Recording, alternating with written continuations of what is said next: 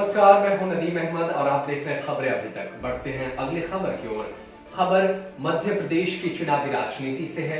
सचिन पायलट आज मध्य प्रदेश पहुंचे। राजस्थान के उप मुख्यमंत्री हैं सचिन पायलट। सचिन पायलट जब मध्य प्रदेश की सियासत में एंट्री लेते हैं तो उनका सबसे पहले लुक देखकर फैंस उनके दीवाने हो जाते हैं और चारों तरफ चर्चा चल रही है कि सचिन पायलट का ये अंदाज कितना बेहतरीन है। इसके बाद से वो हमला शुरू करते हैं भारतीय जनता पार्टी समेत सत्ताधारी शिवराज सिंह चौहान पर। शिवराज सिंह चौहान पर आरोप लगाते हुए सचिन पायलट ने कहा कि ये लोग पिछले दरवाजे से एंट्री किए हैं, इनको मध्य प्रदेश की जनता सबक सिखाएगी। इसके साथ ही सचिन पायलट ने वादों की झड़ी भी लगाई। उन्होंने बताया कि उनकी सरकार ने राजस्थान में क्या कुछ किया है। सचिन पायलट ने यह भी कहा कि अगर उन्हें दोबारा मध्य प्रदेश में मौका मिलता है तो कमलनाथ उनके मध्य प्रदेश का विकास करेंगे। देखिए क्या कुछ कहा है सचिन पायलट ने इस रिपोर्ट में। पटना जाना है, लेकिन मैं सच में आज यहाँ पर आकर इस डबरा की ऐतिहासिक धरती पर जो जोश जो उत्साह मुझे देखने को मिला, मेरा दिल बनाया है। और मैं जानता हूँ जब जब इस जिले में ग्वालियर चंबल में मुझे आने का मौका मिला, मेरी पार्टी के लिए प्रचार करने का मौका मिला, हर बार आप लोगों ने आशीर्वाद दिया। यहाँ के लोगों का प्यार, स्नेह, आशीर्वाद, आत्मीयता मेरे लिए बेहद कीमती है, बहुत कीमती है। आज मध्य प्रदेश में जो चुनाव हो रहे हैं, 28 जगह उपचुनाव हो रहा है। हम सब जानते हैं चुनाव क्यों हो रहे हैं। उम्मीदवार आपके सामने है, नेता आपके सामने है, पार्टी आपके सामने है, विचारधारा आपके सामने है। 15 साल का लंबा समय शिवराज सिंह चौहान जी को दिया जनता ने, मुख्यमंत्री बने, कई बार बने और जनादेश का हमने सम्मान किया। कांग्रेस पार्टी ने जनादेश का सम्मान किया और भाजपा का नेतृत्व करते हुए चौहान साहब मुख्यमंत्री बने। उनके मुख्यमंत्री काल में लगातार घोटाले हुए, गबन हुआ, बजरी माफिया, जमीन माफिया, व्यापन का घोटाला हुआ, कितने लोगों की हत्या हुई। भारत के इतिहास में इतनी सारी हत्या किसी घोटाले में नहीं हुई, कोई जवाबदेही उनकी नहीं है। किसानों पर गोलियां चलाई, मंदसौर के अंदर किसानों को, निहत्थे किसानों को, गरीब किसानों को खून डाला। अन्नदाता की पूजा कहते हैं, मुख्यमंत्री जी कहते हैं अन्नदाता की पूजा मैं करता हूं। किसान की आमदनी दुगनी करने का वादा किया था भाजपा ने, कौन सा वो किसान है? मैं डबरा मध्य प्रदेश के लोगों से पूछना चाहता हूं, किस किसान की आमदनी दुगनी हो गई? किसके खाते में 15 लाख रुपए आ गए? नारे देना, पाखंड करना, नाटक करना, झूठ बोलना, लड़वाना, झगड़वाना, द्वेष पैदा करना, टकराव पैदा करना, ये भाजपा ने किया है। और जब पौने 2 साल पहले कांग्रेस की सरकार यहां पर बन गई तो तिगड़म कर पिछले दरवाजे से दोबारा चौहान साहब मुख्यमंत्री बन गए, हमारी छाती पे बैठ गए।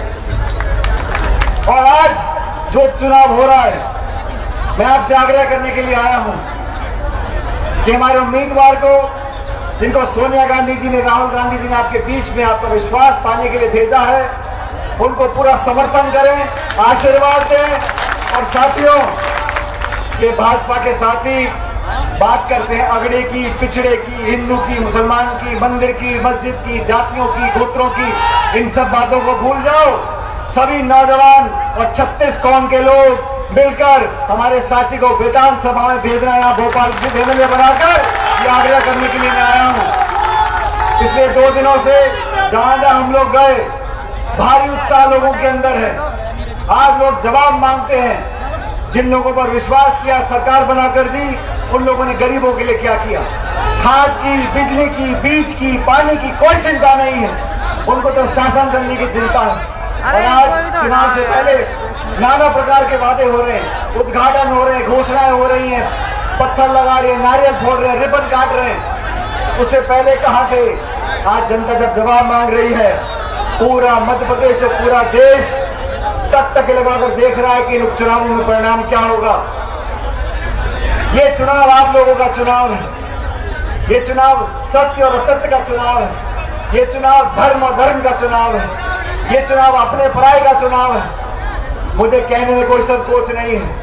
जो जनता सभा में आ रही है, जो उत्साह लोगों के अंदर है, जिस मेहनत से कार्यकर्ता काम कर रहे हैं, जिस मुशक्कत से नेता एकजुट होकर काम कर रहे हैं, सारी की सारी सीटें जीतकर मध्य प्रदेश विधानसभा में दोबारा तिरंगा का कांग्रेस एजेंडा फैलने जा रहा है। अशोक सिंह हमारे बीच में खड़े हैं, बहुत से साथी नेता हैं, मैं सबका नाम नहीं ले पाया हूं, लेकिन ये सब वो लोग हैं जिनको बहुत सालों से मैंने देखा। जब जब मध्य प्रदेश आने का मौका मिला, आप लोगों ने बहुत सम्मान, बहुत इज्जत मुझे दी है। आज मैं कांग्रेस पार्टी का कार्यकर्ता होने के नाते आपसे अपील करने आया हूं। मध्य प्रदेश का भविष्य आपके हाथों में है, इस देश की राजनीति का भविष्य आपके हाथों में है। यहाँ की जमहूरियत, यहाँ का लोकतंत्र, यहाँ के संविधान की भावना जीवित रखनी है तो आप लोगों को कांग्रेस के निशान पर, हाथ के पंजे पर बटन दबाकर सुरेश राजे जी को जिताकर एमएलए बनाना। और मैं जानता हूं इस क्षेत्र में रहने वाले अनेकों लोगों ने हमेशा से मुझे आशीर्वाद दिया है। मैं पड़ोस के राजस्थान से आता हूं, वहां पर चुनाव लड़ता हूं। आप लोगों का वोट राजस्थान में नहीं है, लेकिन आप लोगों का आशीर्वाद यहां से मुझे मिलता है तो दुगनी ताकत से वहां पर मैं संघर्ष करता हूं। और मैंने भी जीवन में अपनी बात रखने में कोई संकोच नहीं किया। बहुत से लोग मुझे कभी कभी टोकते हैं, फला बात नहीं बोलनी चाहिए, फला बात धीमी बोलनी चाहिए, फला बात कैसे बोलनी चाहिए। मैंने कहा भाई, मेरे दादा फौज में हवलदार थे, पिताजी वायुसेना में हवाई जहाज चलाते थे, राजनीति में आ गए। राजनीति में इसलिए आ गए क्योंकि गरीब घर से निकला हुआ व्यक्ति जनसेवा की भावना रखता है तो ईमानदारी से काम कर सकता है, और ईमानदारी से काम करेगा। राजनीति के शिखर पर पहुंचकर भी अपने दामन को साफ रखना उन लोगों को आता है जिनके मन में आत्मीयता और इंसानियत और इंसाफ है। मैं अपनी बात रखता हूँ, किसान की, नौजवान की, डंके की चोट पे रखता रहूंगा। अब ये भी विधायक बनकर जाएंगे, आपकी बात रखेंगे, भोपाल में मजबूती से रखेंगे। मेरा आप सब साथियों से निवेदन है, मेरे जाने के बाद यहाँ पर सभा चलेगी, हमारे बाकी साथी भी आपको उद्बोधित करेंगे। मैं तो सिर्फ आप लोगों से निवेदन करने आया हूँ कि अब तेरा मेरा भूल जाओ, पूरा देश देख रहा है। हो सकता है परिवार में, कुटुंब में, संगठन में, पार्टी में बहुत से लोग टिकट मांगते हो, किसी की इससे नहीं बनती, उसकी उससे नहीं बनती। और राजनीति तो ऐसा खेल है, कोई किसी का नाड़ा खींचता है, कोई किसी की धोती खींचता है, वो सब चलता है। छोटी मोटी टोका टाकी चलती रहती है, लेकिन अब जब निर्णय हो गया, 3 तारीख को मतदान होगा, ये हाथ का निशान है पंजे का, और बटन दबाकर जिताना है साथियों। मैं तो जब मतगणना होगी और जब मतदान 3 तारीख को होगा, मैं जयपुर में होऊंगा, लेकिन यहाँ दबराने हाथ का बटन इतनी जोर से दबाना, वो टी की आवाज मुझे जयपुर सुनाई पड़ जाएगी, बहुत पड़ेगा।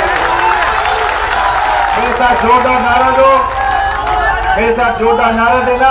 और ये देखो, मेरे ख्याल सुरेश जी बहुत दिनों बाद मुस्कुरा रहे हैं। आज दांत और मसूड़े सब दिख रहे हैं, इनको लग रहा है मेरी नैया पार लग गई है। लेकिन मैं तो बोलना चाहता हूँ, जीतने के बाद इस जनता को, गरीब को भगवान और गणेश मानकर पूजना पड़ेगा। किसानों को, छत्तीसगढ़ के लोगों को साथ ले जाना पड़ेगा। और आप अगर कहीं छोटी मोटी भूल हो जाए, ये आचार्य जी आ गए, आशीर्वाद दे दिया। साथियों, मेरे साथ जोरदार नारा दो, कांग्रेस पार्टी। अरे आवाज नहीं आई। कांग्रेस पार्टी। अभी मजा नहीं आया, ये आवाज भोपाल तक जानी है साथियों, जोर से बोलो, कांग्रेस पार्टी। बहुत बहुत धन्यवाद। राम राम साहब।